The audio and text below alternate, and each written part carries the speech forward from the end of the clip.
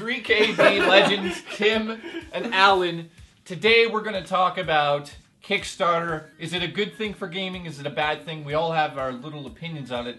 This gentleman here is building a PC, so he has never experienced Kickstarter yet with anything, right? Nope. Yeah. You didn't buy like that dildo you were talking about? No. Oh, yeah. That flashlight on the other hand, that's not, but not the dildo. Are you saying you didn't back the blowjob machine? You're never on the show. This is our last appearance, so We're done. You're crazy. Savor this, people. Holy shit. Your opinion on Kickstarter, because there's the good side to Kickstarter and a bad side. Yeah. Bad side being one of the biggest Kickstarters ever just failed. The Yogscast crew decided they're going to make a video game that was a rip-off of Minecraft. I'll be honest here, that's not what they're saying, but I'm going to say it. It was sure. Well, it was fucking Minecraft inspired. Well, let's say that. Fine, whatever. But the point here was that they couldn't live without the fact that they had to have their own game, of course, because it was going to be a big deal, and it was a big deal.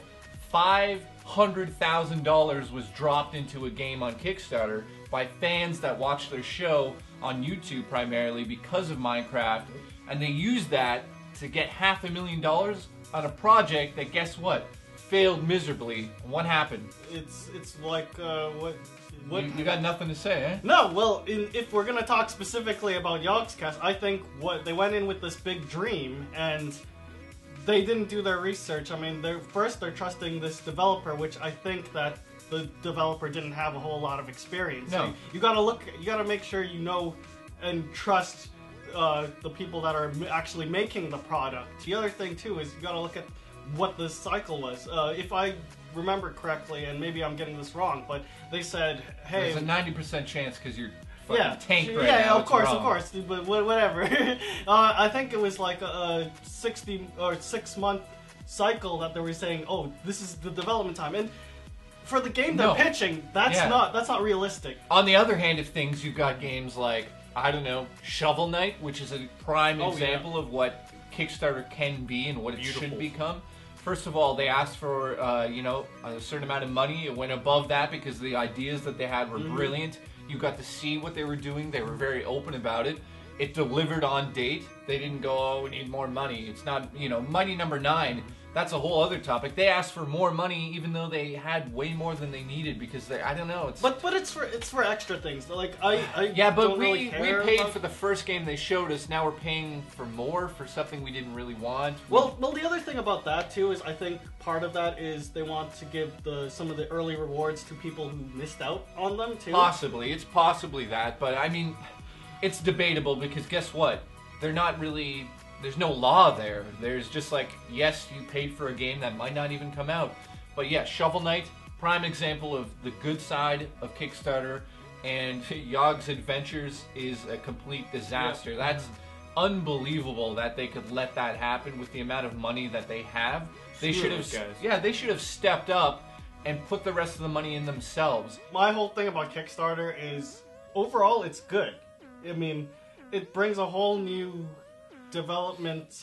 It brings the people who have ideas out there don't have to go through the majors. Yeah, because I don't know, have you watched like Indie Game the movie and stuff like that, where these guys are struggling to live?